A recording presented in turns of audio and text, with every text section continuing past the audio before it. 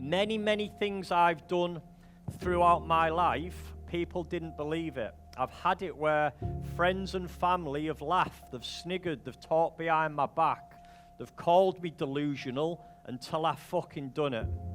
Remember that. Only you need to believe, okay? That world record that stands, I've actually done a lot more miles than that when I did the double Ironman back to back. So the current world record stands at something like 240 mile. I've already done 283, and I did that a few years before. So I already know categorically I can do more miles than what the new Guinness World Record is, because I've already done more miles than that. Despite that, this is something I want you all to remember. There's only one person that needs to believe. Who's that? You.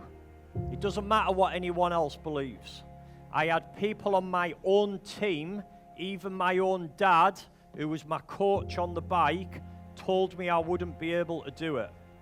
And I wasn't bothered about that. I just said, give me the best training program you could possibly give me that would get me to that level. If there was any chance at all, can you just get me the training program, set my bike up, tell me what equipment and stuff like that I need. That's all I need you to do. Leave the belief to me. That's my job.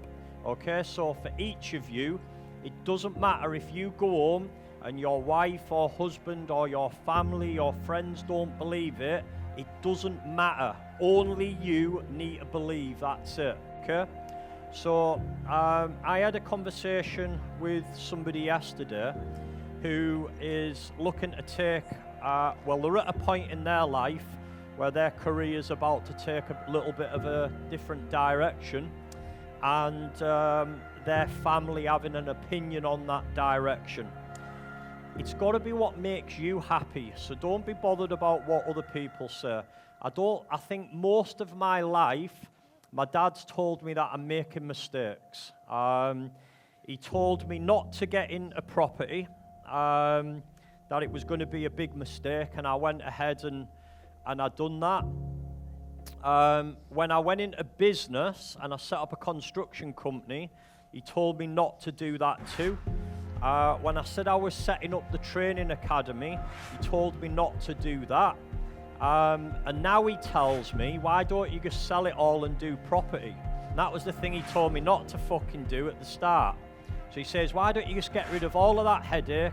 You don't have to deal with all of those things and all of those businesses and all those staff. Why don't you just go back to having property how you started? The thing that he fucking told me not to do.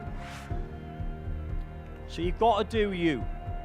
You've got to do what makes you happy.